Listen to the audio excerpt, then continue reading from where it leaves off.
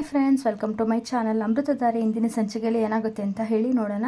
ಮೊದಲಿಗೆ ಭಾಗ್ಯಮ್ಮ ಬರ್ತಾ ಇರ್ತಾರೆ, ಗೌತಮ್ ಕೂಡ ಈ ಕಡೆ ಬರ್ತಾ ಇರ್ತಾರೆ. ಭಾಗ್ಯಮ್ಮ ಬರೋದನ್ನು ನೋಡಿ ಗೌತಮ್ಗೆ ಶಾಕ್ ಆಗುತ್ತೆ. ಅಮ್ಮ ಈ ಕಡೆ ಯಾಕೆ ಒಬ್ಬರೇ ಓಡಾಡ್ತಾ ಇದ್ದೀರಾ ಅಂತ ಕೇಳ್ತಾರೆ. ಆಗ ಭಾಗ್ಯಮ್ಮಂಗೆ ಗೌತಮ್ ನೋಡಿ ನನ್ನ ಮಗನ ಅಯ್ಯೋ ದೇವ್ರೆ ಅಂತ ಮನಸ್ಸೊಳಗಡೆ ಅಂದ್ಕೊಳ್ತಾರೆ. ಹಳೆತನ ನೆನ್ಪು ಮಾಡ್ಕೋತಾರೆ. ಚಿಕ್ಕವರು ಇರುವಾಗ ಯಾವ ರೀತಿ ಅಣ್ಣ ತಂಗಿ ಎಲ್ಲರೂ ಕೂಡ ಎಷ್ಟು ಚೆನ್ನಾಗಿ ಆಟ ಆಡ್ತಾ ಇದ್ರು ಅದನ್ನು ನೆನ್ಪು ಮಾಡಿಕೊಂಡು ಭಾಗ್ಯಮ್ಮ ಒಂದ್ಸರಿ ಅಲ್ಲಿ ನಿಂತ್ಕೊಂಡಿರ್ತಾರೆ. ಆದರೆ ಈ ಕಡೆ ಗೌತಮ್ ಅವರು ಅಮ್ಮ ಅಮ್ಮ ಅಂತ ಕರಿತಾ ಇದ್ರು. ಭಾಗ್ಯಮ್ಮ ಹಳೆದನ್ನು ನೆನ್ಪು ಮಾಡಿಕೊಂಡು ಗೌತಮ್ ಚಿಕ್ಕವನಿರುವಾಗ ಯಾವ ರೀತಿ ಆಟ ಆಡ್ತಾ ತಂಗಿ ಜೊತೆ ಆಟ ಆಡ್ತಾ ಇರೋದನ್ನ ಅದನ್ನೆಲ್ಲ ನೆನಪು ಮಾಡಿಕೊಂಡು ಅಲ್ಲೇ ನಿಂತ್ಕೊಂಡಿರ್ತಾರೆ. ಹಾಗಾದರೆ ಇವರೇ ನನ್ನ ಮಗ ಗೌತಮ್ ಅಂತ ಗುಂಡು ಅಂತ ಮನಸ್ಸೊಳಗಡೆ ಅಂದ್ಕೊಳ್ತಾ ಇರ್ತಾರೆ. ಗೌತಮ್ನ ನೋಡ್ತಾ ಇರ್ತಾರೆ. ಆಗ ಅವರು ಗೌತಮ್ ಅವರು ಅಮ್ಮ ಅಂತ ಭಾಗ್ಯಮ್ಮನ ಇಟ್ಕೊಂಡು ಅಮ್ಮ ಅಮ್ಮ ಅಂತ ಕರೀತಾರೆ. ಭಾಗ್ಯಮ್ಮಂಗೆ ತುಂಬ ಖುಷಿಯಾಗುತ್ತೆ. ಅಯ್ಯೋ ನನ್ನ ಮಗ ಗುಂಡು ಅಂತ ಮನಸ್ಸೊಳಗಡೆ ಹೇಳ್ಕೊತಾ ಇದ್ರೂ ಕೂಡ ಬಾಯಲ್ಲಿ ಮಾತಾಡೋ ಶಕ್ತಿ ಭಾಗ್ಯಮ್ಮಂಗೆ ಇರಲ್ಲ. ಅಮ್ಮ ಅಮ್ಮ ಅಂತ ಇಲ್ಲಿ ಗೌತಮ್ ಅವರು ಕರಿತಾ ಇರ್ತಾರೆ. ಆದರೂ ಭಾಗ್ಯಮ್ಮಂಗೆ ಮಾತಾಡೋ ಶಕ್ತಿನೇ ಇಲ್ಲ. ಭಾಗ್ಯಮ್ಮ ಎದುರು ಕಣ್ಣೀರು ಹಾಕ್ತಾ ಇರ್ತಾರೆ. ಆಗ ಗೌತಮ್ ಮಾತು ಕೇಳಿ ಭಾಗ್ಯಮ್ಮ ಕೂಡ ಕಣ್ಣಲ್ಲಿ ನೀರು ಬರುತ್ತೆ. ಅಮ್ಮ ನಂದು ಗೌತಮ್ ಅವರು ಅಮ್ಮ ಒಂದೇ ಒಂದು ಆಸೆನಮ್ಮ ನನ್ನ ಆಸೆನ ಈಡೇರಿಸ್ತೀಯಾ ಅಮ್ಮ ಅಂತ ಕೇಳ್ತಾ ಇರ್ತಾರೆ. ಆಗ ಭಾಗ್ಯಮ್ಮ ಗೌತಮ್ನೇ ನೋಡ್ತಾ ಇರ್ತಾರೆ. ಆಗ ಇಲ್ಲಿ ಗೌತಮ್ ಅವರು ಅಮ್ಮ ನನ್ನ ಆಸೆ ಏನು ಗೊತ್ತಮ್ಮ, ನೀನು ಆದಷ್ಟು ಬೇಗ ಮೊದಲಿನ ಥರ ಆಗಬೇಕು, ಓಡಾಡಿಕೊಂಡು ಚೆನ್ನಾಗಿ ಮಾತಾಡ್ಕೊಂಡು ಇರಬೇಕಮ್ಮ, ಅದೇ ನನ್ನ ಆಸೆ. ಹಾಗೆ ಇನ್ನೂ ಒಂದು ಆಸೆ ಇದೆ ಅಮ್ಮ, ಅದು ಮುಖ್ಯವಾದ ಆಸೆ ಇದೆ ಅಮ್ಮ ನನಗೆ ಅಂತ ಗೌತಮ್ ಅವರು ಮುಖ ನೋಡ್ತಾ ಒಂದೇ ಒಂದು ಸರಿ ನಿನ್ನ ಬಾಯಲ್ಲಿ ಗುಂಡು ಅಂತ ಕರೆಸ್ಕೊಳ್ಬೇಕು ಅಂತ ತುಂಬ ಆಸೆ ಅಂತ ಕಣ್ಣೀರು ಹಾಕ್ತಾ ಇರ್ತಾರೆ. ಗೌತಮ್ ಅವರು ಭಾಗ್ಯಮ್ಮಂಗೆ ಅದನ್ನೇ ಕೇಳಿ ಗೌತಮ್ನ ಗಟ್ಟಿಯಾಗಿ ಹಿಡ್ಕೊಂಡು ಜೋರಾಗಿ ಅಳ್ತಾ ಇರ್ತಾರೆ. ಗೌತಮ್ ಕೂಡ ಶಾಕ್ ಆಗುತ್ತೆ. ಏನಾಯಿತು ಇದ್ದಕ್ಕಿದ್ದಾಗೆ ಅಮ್ಮ ನೀ ಅಂತ ನೋಡ್ತಾ ಇರ್ತಾರೆ. ಅಮ್ಮ ಅಂತ ಮತ್ತೆ ಗೌತಮ್ ಕರೀತಾರೆ.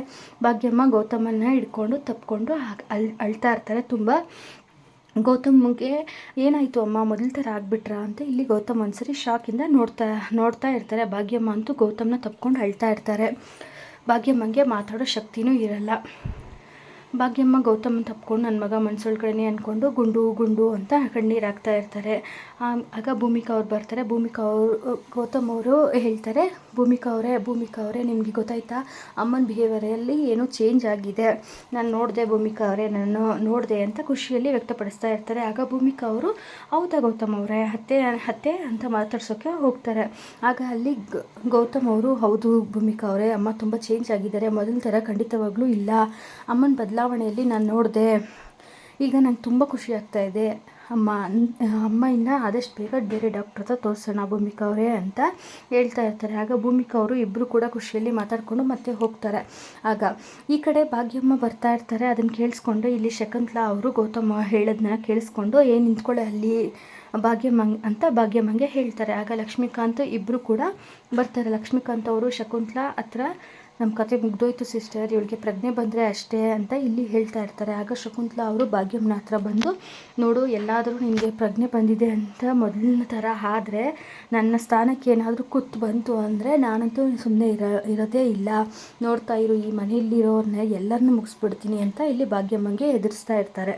ಶಕುಂತಲಾ ಅವರು ಆಗ ಭಾಗ್ಯಮ್ಮಂಗೆ ಅದನ್ನು ಕೇಳಿ ಶಾಕ್ ಆಗುತ್ತೆ. ನೋಡು, ಒಂದು ವೇಳೆ ನಿನಗೆ ಪ್ರಜ್ಞೆ ಬಂತು ಅಂತ ಇಟ್ಕೋ, ಈ ಮನೆಯಲ್ಲಿರೋರು ಯಾರು ಉಳಿಯಲ್ಲ ಅಂತ ಇಲ್ಲಿ ಎದುರಿಸ್ತಾ ಇರ್ತಾರೆ.